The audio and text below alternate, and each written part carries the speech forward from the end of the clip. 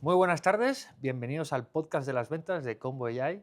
Esta tarde tenemos con nosotras a una gran invitada, Malen Barrena, directora de toda España de Factorial. Bienvenida, Malen. ¿Qué tal, Ignacio? ¿Cómo ¿Cómo est- estamos? Yo bien, con muchas ganas de grabar este podcast, la verdad. Sí, yo también. Y nada, yo creo que hoy podríamos empezar un poco desde el principio, ¿no? ¿Vale? ¿Cuál es tu viaje del héroe? ¿De dónde vengo, no? Exacto. Pues la verdad es que empecé pues, justo con 22 años en Factorial, de hecho. Estaba haciendo las prácticas de la uni, de ADE, ¿no? Que parece que mucha gente iba a consultoría, otros van a las Big Four, van a un poco de todo, ¿no? Y yo digo, bueno, pues voy a probar en una startup, que era Factorial, que ¿Por qué una startup? ¿Y por qué no seguiste la ruta de tus compis?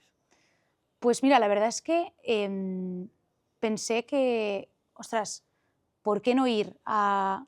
Había una parte, ¿no?, que me llamaba la atención del cambio, de una empresa un poco más moderna, unas formas distintas de hacer y me parecía un poco aburrido, ¿no? O sea, no por cambiar el status quo, ¿no?, de lo que seguían mis compañeros, pero sí que es verdad que había algo que me movía en esa parte de descubrir algo nuevo y de esa parte más tech, ¿no?, que en la uni la verdad es que prácticamente ni ves, ¿no? Entonces me generaba un poco de curiosidad y entonces dije, bueno, pues ¿por qué no probar?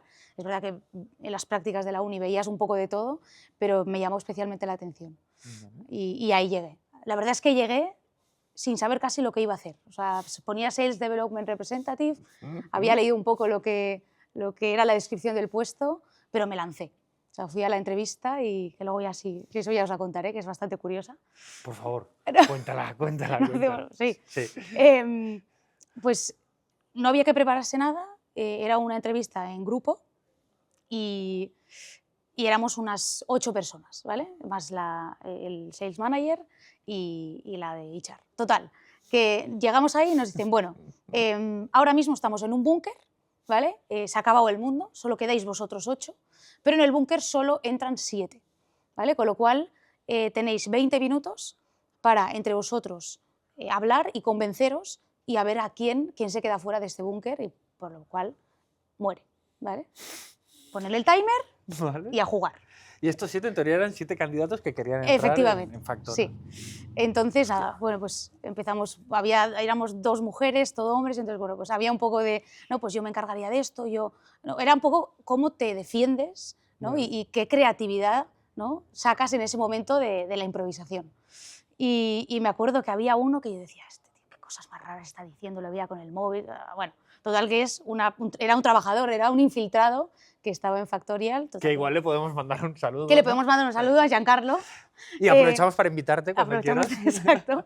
Y nada, al final le echamos a Giancarlo porque se lo ganó. Supongo que también le estaba metiendo un poco de push por ahí, pero bueno, la verdad es que fue guay. Y nada, luego nos quedamos a tomar algo y bueno, pues entré en Factorial. Vale. ¿Vale? ¿Y entraste solo tú de ese grupo? Entramos 2. Vale. ¿Y qué crees que fue lo que hizo que entraras? Yo creo que hubo una parte de espontaneidad y de creatividad. Así ahora me preguntas, no me acuerdo casi ni lo que dije, pero sí que me acuerdo que no estaba nerviosa, me sentí bastante segura del espacio, de dejar hablar, escuchar y preguntar. No era la que más hablaba, ¿sabes? Pero era bastante observadora y iba un poco no a matar tampoco, pero bueno, había que sobrevivir. Entonces, yo creo que fue un poco la parte de la escucha y tener un poco esa creatividad después de observar, ¿sabes? Qué bueno. Te diría esto. Vale, fenomenal. Total, que oye, Exacto. entrevista del búnker, ¿no? Y entras. Y entramos. Total, que bueno, yo entro casi sin saber hacer, me empiezan a hablar de MRR, todos siglas, ARPU, decía, ¿pero qué es esto? ¿Dónde he entrado? Me empiezan a explicar un poco qué es lo que voy a hacer, al final es DR outbound, o sea, llamadas a puerta fría, aprenderte un poco el pitch, cómo entrar y bueno, pues ahí empezó un poco mi viaje, ¿no? A partir de ahí... ¿Qué año esto, más o menos? Esto era 2019, Vale. principios de año 2019. Factorial era gratis, o sea, vendíamos otro tipo de servicio, pero digamos que la plataforma era era vacaciones, ¿no? Gestor de vacaciones. Y luego, bueno, pues a partir de ahí empezó a evolucionar, empecé como SDR de inbound. ¿Vale? Pero tú como SDR de outbound tenías que generar demos que el coste era gratis del servicio. Vendíamos un servicio como de la parte laboral, digamos, como si fuéramos también una parte como si fuera una asesoría laboral, pero moderna, ¿vale? Entonces por ahí vamos generando un poco lo que es la oportunidad, exacto, sí, pues al final si no, gratis no, ahí no comemos nadie. Ojo, Bueno, tengo un podcast de Emilio que ¿sí? vendía gratis, pero bueno, ya luego lo comentaremos. Bueno. De ahí luego pegó el boom cuando se empezó la facturación con el tema de la regulación del control horario y bueno, a partir de ahí ya es cuando se empezó a facturar y empecé como SDR de Inbound, donde pues sí que es verdad que era distinta, ¿no? También era un approach distinto a lo que ofrecíamos y el discovery que hacíamos, pero bueno, para mí cambió, ya me gustaba, ¿no? Lo que hacía, me gustaba mucho el ambiente, la verdad es que estaba encantada y ya cuando entré un poco en ese mundo, que luego de hecho vino Marc, que creo que estaba en otro podcast, bueno, pues empezamos ahí a crear un poco ese equipo y a empezar a cómo hacer las llamadas, agendar demos para otros, incluso algunas ya empecé a autoagendármelas a mí, o sea que hacía una especie de full cycle y de SDR a la vez, porque en ese momento éramos los que éramos, con lo cual tenías que hacer un poco de todo. Y la verdad es que me lo pasaba bomba. Yo me lo pasaba bomba hablando con la gente, preguntando, te encontrabas una María Jesús que tenía unos problemas, pero luego te encontrabas a un perfil un poco más azul, ¿no? Que era más duro, pero también te gustaba que te metiesen caña. Entonces, yo la verdad es que disfrutaba un montón. Y cuando empecé a hacer, a partir de ahí, las demos, para mí es verdad que el producto era mucho más pequeño, entonces las demos las intentamos hacer un poco más ágiles, pero la verdad es que yo me lo pasaba bomba, lo disfrutaba un montón. ¿Qué es lo que más disfrutabas? Pues la verdad es que cuando el efecto boom, o sea, el efecto wow, de cuando tú le has generado un poco esa curiosidad en el discovery, y dices, ostras, esto lo vamos a ver ahora, tal, y se lo enseñas, pero le ejemplificas con lo que él te ha dicho y demás, y le ves el brillo en los ojos y ahí dices, ya está, ya lo tenemos. Sí, o sea, y es muy importante el producto y que creas en él. O sea, esto para mí es esencial. O sea, puedes tener un producto X con X características. Si crees en ello, o sea, no hay nada como ir con seguridad, que es uno de los aprendizajes que también he tenido, que es que somos un espejo. O sea, al final eso se radia. O sea, se transmite tal cual. Con lo cual, para mí fue una de las cosas que yo creo que hacía que saliese ese brillo en los ojos de la gente, y era una época en la que sí que ya empezaban a darle un poco de importancia al departamento de recursos humanos, pero dentro de todos los departamentos que puede haber, ¿no? De los equipos que hay en una empresa, a veces dicen, somos el equipo olvidado, ¿no? Entonces, el empatizar con esa persona y decir, lo vamos a conseguir, vamos a por ello, ¿no? Hacerte el aliado de esa persona que tienes ahí, yo creo que también es lo que dice, bueno, si lo conseguimos, vamos tú y yo. O sea, que ahí empezaron tus primeras ventas full cycle, ¿no? Exacto. ¿Y ahí cuántas ventas estabas manejando tú por aquel entonces? Pues ahí era una parte, exacto, entre full cycle, pero ya empezaba a llegarme demos incluso que me llegaban de otros DR, y yo creo que el récord, no sé si fueron 30 y algo ventas en un mes, que es verdad que igual si vendes una al día ya lo tienes, ¿no? Pero hacíamos bastantes demos, igual 3 al día, dependiendo, y tenías que convertir, no se te puede escapar. O sea, si lo tienes ahí, como decíamos, a la yugular, vamos ahí y tenemos que intentar convertirlo cuanto antes, generarle la urgencia. Si ya le ves ese brillo, dices, aprovéchalo. ¿Y qué estrategias utilizabas ahí para cerrar? Había distintas, ¿vale? O sea, la típica que puede ser, ¿no? Es la de generar urgencia con precio, ahora hablamos de otras. Bueno, esta sí no la dejo para el final, pero sí que aprovechaba mucho ese engagement que habíamos tenido, vale, ¿cómo nos podemos alinear tú y yo para transmitir esto a dirección mañana? ¿Vale? O ¿cómo se lo transmites tú? Hacer confianza en el cliente, decir, oye, vamos a implementar esto, tenemos mucha cola, ¿no? Tenemos una lista de espera, con lo cual, cuanto antes lo tengamos, antes vas a resolver esto que me has dicho. O sea, volver a ese pain que le habías sacado y a esa ineficiencia, ¿no? que le está haciendo a esa persona realmente no sacar el trabajo, ¿no? Entonces, siempre volver al pain. Luego sí que íbamos con esa parte de, oye, pues hay colas en las implementaciones, generar esa sensación un poco de escasez, ¿no? Decir, o sea, o me apunto o quizás tengo que esperarme luego 3 meses. Y luego había una que a mí no me fallaba, que es una palanca que teníamos, es verdad, a nivel de precio que podíamos dar un descuento en el primer, segundo mes. Entonces yo ya empezaba y yo sí les decía, bueno, te iba a comentar, bueno, da igual, no te lo voy a comentar porque es que no sé si no va a dar tiempo. Y me dice, no, ¿pero qué es? ¿No? Y entonces ya ahí le empezaba... Jugabas con el desconcierto. Sí, en plan, sí, oye, te voy a comentar, bueno, no, da igual, no, ¿pero qué es? No, es un tema de un descuento, pero es que no sé si va a ser una cosa, no sé si merece la pena ni que te lo comente. No, bueno, cuéntame. Y entonces ya ¿Tú crees que podrías firmar hoy? ¿No? En plan, oye, ¿puedes mover el mundo para que lo hagas? Exacto. Sí, Y si te decía que sí, entonces ya le ofrecías el descuento. Exacto. Muy buena jugada. Sí. Y ibas jugando, o sea, también ibas probando si funcionaba mejor decirle esto, hacías un poco A/B test tú mismo, ¿no? De si le dices este pitch o le dices el otro, o a qué tipo de perfil, a qué tipo de industria, a qué tipo de, ¿no? de tamaño de empresa también le puede tirar, ¿no? O le puede funcionar más un approach u otro. Qué guay. Y a partir de aquí, ¿no? Empiezas ya vendedora. ¿Sí? ¿Y qué son los siguientes pasos?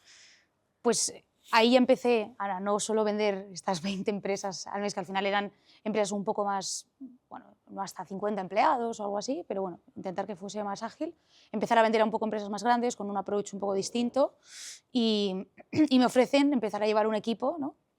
Como team lead de unas 4 personas, donde al principio dices, wow, ostras, es verdad, o sea, tengo conocimientos, tengo mucho para aprender, pero bueno, ostras, qué guay, ¿no? Vamos, qué evolución también puede haber aquí, que hay un reconocimiento, qué bueno, ¿no? Interno, ¿no? De que, oye, confían en ti, algo has hecho bien, algo quieres transmitir y también, ostras, qué responsabilidad, ¿no? Que al final va a haber gente que, para mí no es tanto que dependa, ¿no? O que estén debajo de ti, o sea, no es una cuestión tan esta, sino que al final esta gente, o sea, parte del éxito, ¿no? Tú te responsabilizas de ello, ¿no? Entonces, ya no solo te responsabilizas de ti mismo, sino, ostras, estas 4 personas también tengo que ayudarlas, tengo que hacerlas crecer, ¿no? Y dejas de ponerte un poco tú en el centro, ¿no? O de mirar tu metro cuadrado, tu parcela, sino que empiezas a ampliar la visión. Y entonces ahí cambian las cosas. Y ahí cambian, porque claro, ya, o sea, partimos de la base de que el trabajo de las ventas ya es un trabajo que no siempre depende al 100% de ti, Claro. ¿no? A diferencia de un ingeniero o tal, que, oye, pica este código y venga, pues tal, no sé qué. Ventas es el juego este de, sí, yo puedo trabajar como una bestia, pero dependo de convencer a este otro para que tal. Sí. Y ahora ya no es solo esto, ahora ya es que ahora dependes de que otros convenzcan a otros para que tu trabajo salga bien o mal. Exacto. ¿No?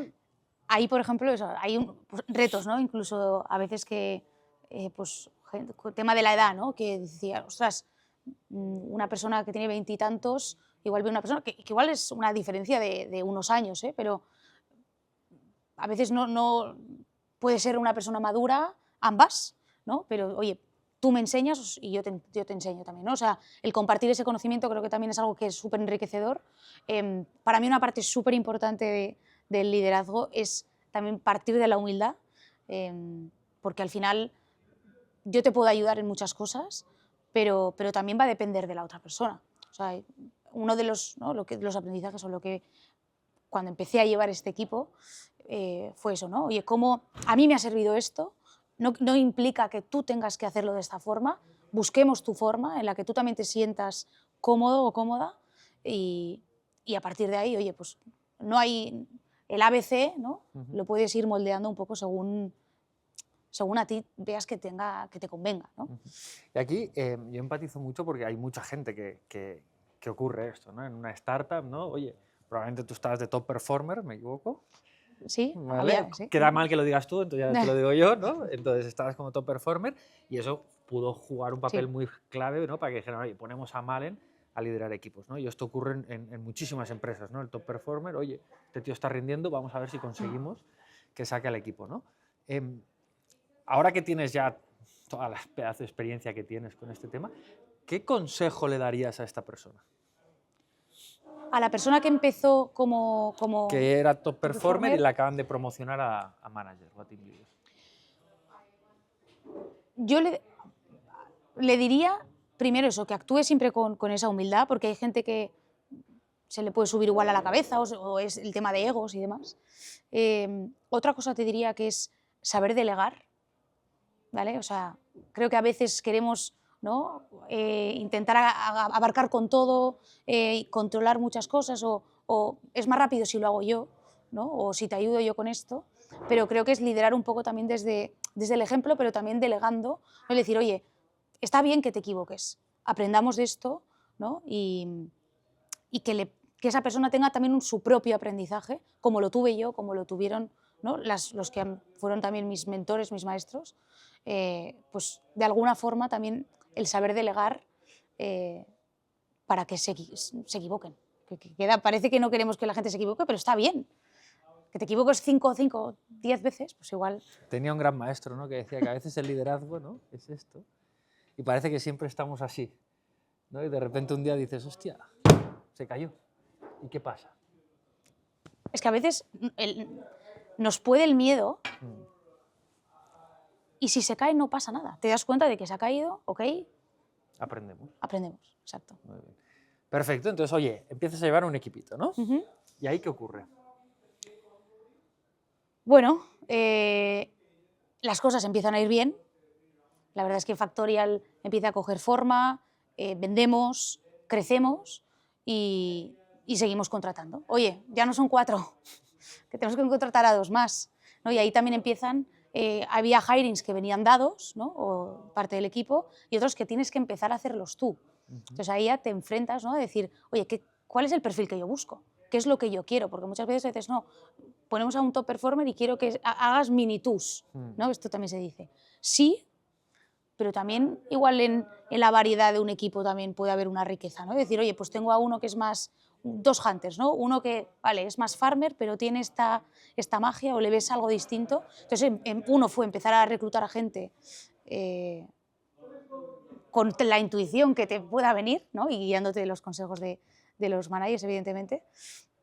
Y bueno, y objetivos más altos, más gente, estructuras, ¿no? Un poco más, no complejas, pero más grandes, y ahí ya cuando empiezas ya no solo llevas a individual contributors, sino entonces empiezas oye, te vamos a hacer team leader, ¿no? Otra vez, ¿no? Un poco parece que tienes como un déjà vu. O sea, yo me he encontrado aquí, pero yo era la otra persona. Y elegir a esa persona, el por qué, motivarla, ¿no? Ya no es solo a esos individual contributors, sino, oye, ahora tengo que hacer que esta persona transmita, ¿no? Toda esta energía, todo este conocimiento a este equipo nuevo. Ahora tienes que hacer que hagan. Exacto. Al 200%. Exacto.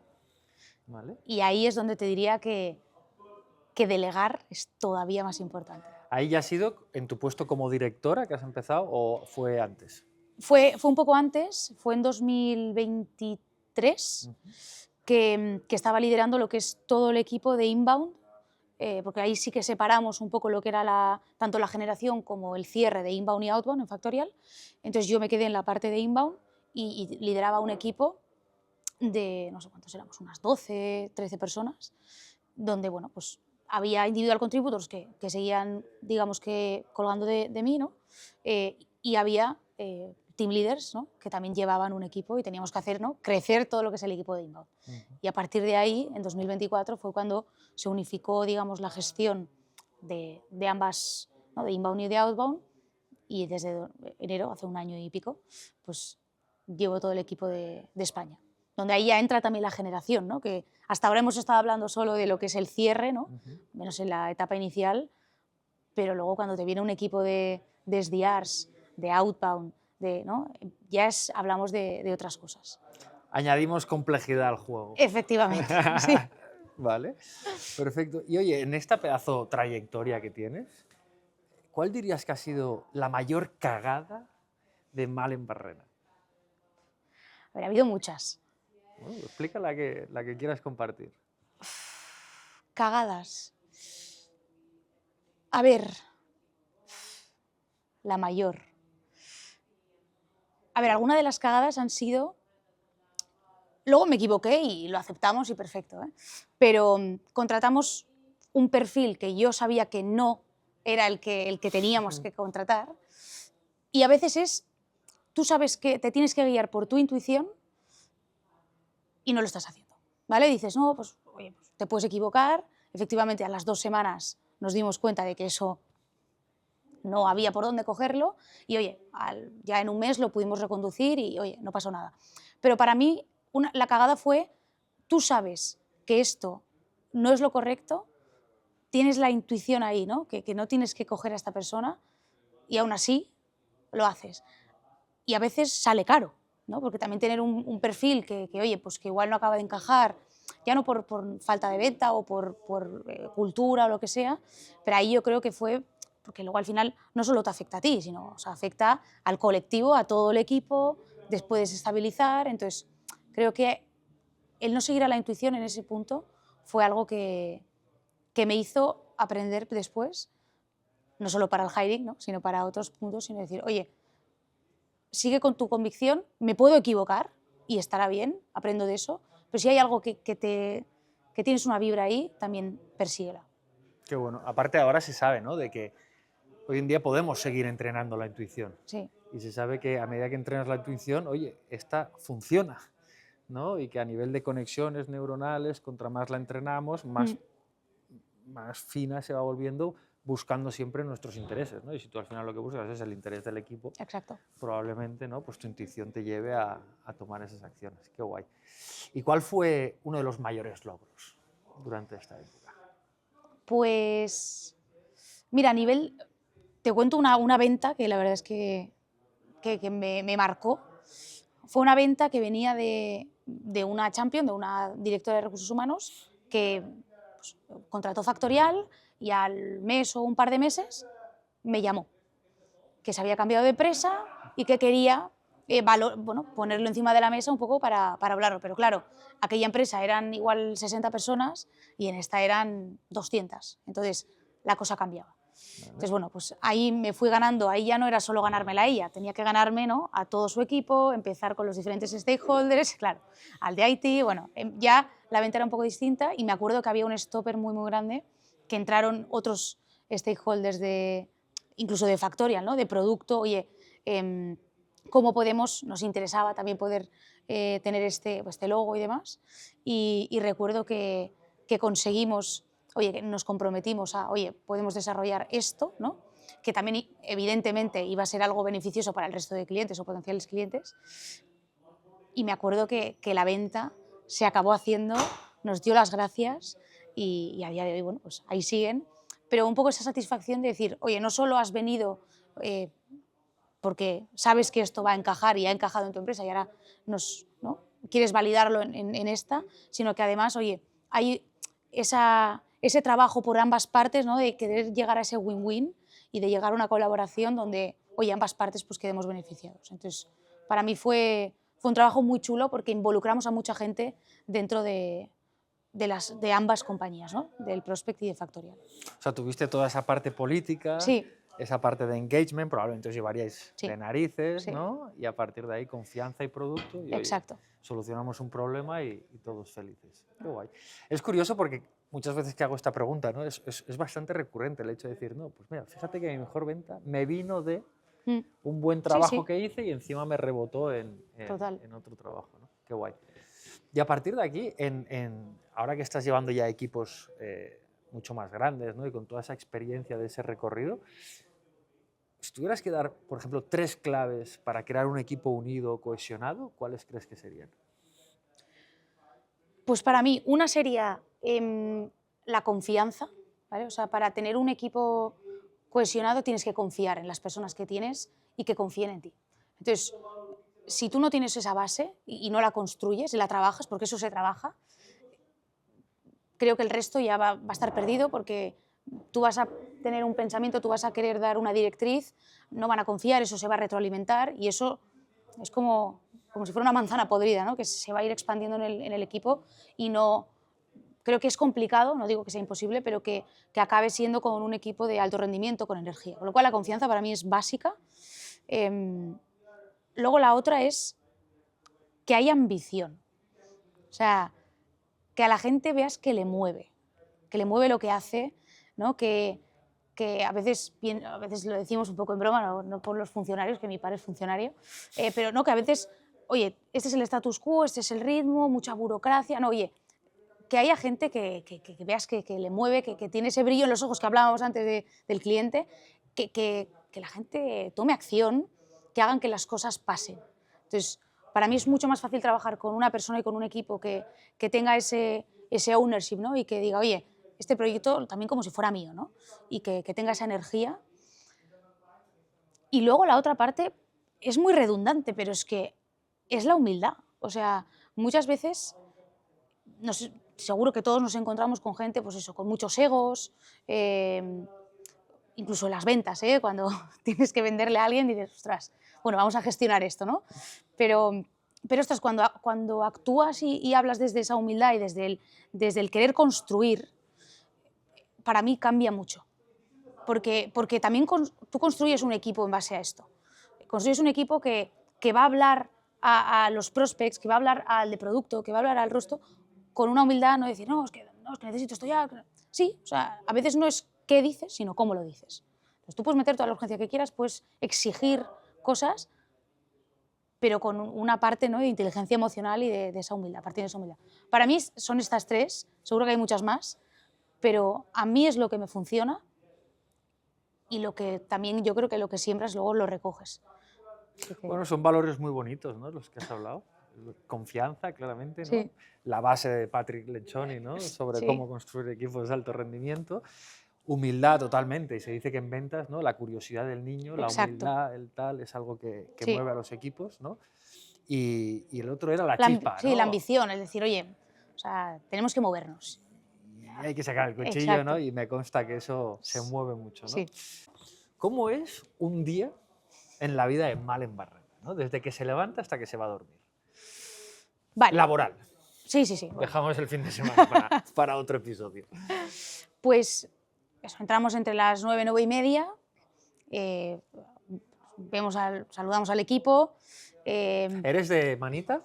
No, ¿No? no, voy más puntual. O sea, Vale. algunos me voy cambiando de sitio, eso sí que lo Vale. hago. No tengo un sitio fijo, hoy me pongo en esta mesa, veo que estés teletrabajando, pues me pongo aquí, me intento ir moviendo para que también tienes diferentes personas o incluso gente que se va incorporando al equipo. Eso. Pues ¿Cada cuánto te mueves? Cada semana. ¿Cada semana? Sí. Oye, cojo mis bártulos y me voy a ver a Sí, otro me voy grupo. moviendo. Y te Sí. vas moviendo. Muy bien. Sí. Y entonces eso, miro un poco la agenda, soy bastante organizada, entonces Me consta. me miro un poco, ¿no? Oye, pues si tengo que prepararme algún meeting o yo qué sé, tengo que hacer X tarea, pues me lo organizo. Tenemos reuniones, pues eso, de go-to-market, preparar... Primera hora. Primera Oye, hora. Primera hora hemos mirado el calendario, vemos lo que me tengo que preparar, tal y que cual. Segundo movimiento. Bueno, tenemos Slacks, ¿vale? Que esto también, ¿no? Correos, bueno, cada uno un poco, o el chat Vale. que utilices, Vale. pero bueno, ver un poco, oye, pues hay algo que queda pendiente de ayer, ¿no?, que me quedan por contestar, no solo a mí, sino, ¿no?, me deben esto, ¿no? Pues hacer un poco de follow-up en estos puntos. KPIs. También miro, exacto, cómo vamos o incluso qué tenemos que conseguir hoy o esta semana, ¿no?, de lo que nos habíamos marcado. Entonces ahí, oye, pues veo que vamos bajos en esto, o veo que estos leads han sido rechazados por estos motivos. No, pues, ¿Cuáles serían los 3 KPIs que mira Malen? Los que dices, hostia, esto lo tengo que mirar. Vale, yo lo que miro es, en la parte de generación, cómo vamos a nivel de demos, booked y held, ¿vale? Porque también medir un poco pues empresas que al final son no-show. Luego miro también las conversiones, ¿no?, de lead a deal, ¿vale? De lo que se les asigna al equipo a lo que acaban generando como oportunidad. Y luego la de cierre, ¿vale? Es decir, aparte del MRR que se ha cerrado cada semana para el objetivo del mes, pues eso, cómo vamos a nivel de conversión. Te voy a decir una cuarta, que es el ticket medio, bueno, como le quieres llamar, el PPM o el Average Revenue per User, que es también un poco medir, oye, puedes estar haciendo 100 ventas, pero si las 100 ventas son muy pequeñas, te va a costar más llegar al objetivo, ¿no?, que si haces 50 medianas. Entonces también miramos un poco esto. Precio medio, conversión, generación. ¿Sí? ¿No? ¿Y hay algún otro KPI que mires tipo, yo qué sé, pues estima de industrias, que se están cerrando más, logos?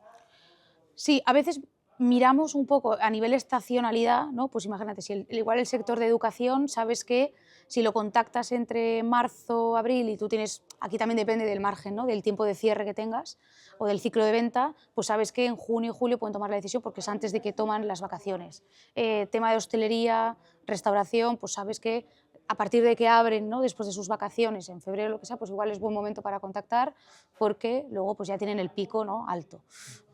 Es ir viendo un poco esto, también dónde nos interesa focalizarnos, ¿no? Porque igual, oye, puedes tener una temporalidad en el sector agrario, pero igual, oye, pues por tu modelo de negocio no es el que más te interesa, ¿no? También es un poco estudiar esto y luego, sobre todo, tirar mucho, a mí me gustaba mucho e insisto mucho en los equipos, utilicemos los logos que tenemos. O sea, si tenemos no sé cuántos mil clientes o estos logos concretos de tu industria o de tu zona, o sea, el boca a oreja es lo que más te va a convencer, ¿no? Entonces, si tú sabes que tu vecino, porque estás en Paterna, ¿no? No es la Comunidad Valenciana, estoy en Paterna. Oye, pues que tengo un cliente que está aquí, que probablemente se conozcan o el primo conozca al otro. Entonces, este tipo de relaciones también creo que es muy importante de ir midiendo, de tener un listado mínimo, ¿no? Para poder recomendar de forma ágil. Muy bien. Y a nivel, por ejemplo, de números básicos, ¿no? O sea, partiendo de la base de que, o sea, ¿qué objetivo les pones tú a tus SDRs a nivel de demos? Aquí depende, por ejemplo, si tienes que hacer la prospección a puerta fría de outbound o de inbound, Vale. pero por parte de outbound igual serían entre 14, 15 oportunidades que ocurran, ¿no? Held ese mes. Por parte de inbound, pues entre 60, podría ser la media, 60 oportunidades. Estos sí que son más, pues que han pedido una demo, que se han registrado en la plataforma o que igual se han descargado algún tipo de free document o lo que sea, ¿no? Una plantilla o algo. Unos freebies. Unos freebies, sí les llamamos. Vale. Pero sí, más o menos por ahí. ¿Y cuál es el volumen de llamadas que les pides tú mínimo? A ver, el mínimo suele estar entre 40 y 50 mínimo al día. ¿Para los dos o diferencias inbound y outbound? El mínimo está ahí. Vale. O sea, el baremo mínimo está ahí. Luego sí que es verdad que te das cuenta, ¿no? Que a veces traqueamos llamadas, pero también la actividad. Es decir, hay gente que hace menos llamadas, pero tienen muchos más correos, también tienen un open rate más alto que el resto y sacan más demos, ¿no? Hay gente que... Hay algún SDR que hace el mínimo que lo que tiene que hacer, pero luego se ha pasado el juego y tiene ya el objetivo hecho el día 20 y algo. Bueno, ahí es donde hablaba un poco de, ¿no? De cada uno también tiene que encontrar su forma. Hay unas bases, ¿no? Que si no llamas absolutamente nada puede ser más complicado, no voy a decir que es imposible, pero sí, el mínimo te diría que es 40-50 llamadas. Vale. Y ahora vayamos a la parte del cierre, ¿no? Uh-huh. ¿Qué es lo más importante para Malen a la hora de hacer una demo? Para mí, lo primero es conocer a quién vas a tener delante, ¿vale? Uh-huh. Eso implica, yo siempre digo, o sea, acordaos que delante tenéis a una persona, no es una empresa, sí, tiene una situación X, pero es una persona que seguramente sea como para ti, lunes a las 11 de la mañana, que tiene un papeleo hasta aquí, o sea, empatizar con esa persona y humanizarlo, ¿vale? O sea, y que sienta que te va la vida en ello, sin tampoco ser un teatrero, ¿vale? Pero tampoco hay que pasarse. Que entonces rechinas el triple. Claro, que sí, claro, ¿no? Sí, hay que... El equilibrio. El equilibrio hay que encontrarlo. Pero para mí lo más importante es conocer a quién vas a tener delante, a veces incluso mirar qué ha publicado en LinkedIn, yo qué sé, si le han dado algún premio a la empresa, yo a veces miraba en Google News, ¿no? Si había alguna cosa nueva de la empresa. Investigar un poco, tener esa curiosidad que te hablaba, ¿no? De a quién me va a tener delante. Y luego ya, evidentemente, para mí es el discovery, ¿no? Que todo el mundo sabe, ¿no? Es el iceberg famoso de ventas, que no solo quiero quedarme con lo de arriba, sino, oye, ¿qué implica esto? ¿Y cuáles son tus retos, tuyos? ¿No? Porque por algo estás aquí. Entonces, cuando entiendes eso, luego ya el resto, tampoco vamos a decir que viene solo, tampoco vamos a tirarnos el triple, pero es verdad que puede facilitar más las cosas. ¿Y hay alguna pregunta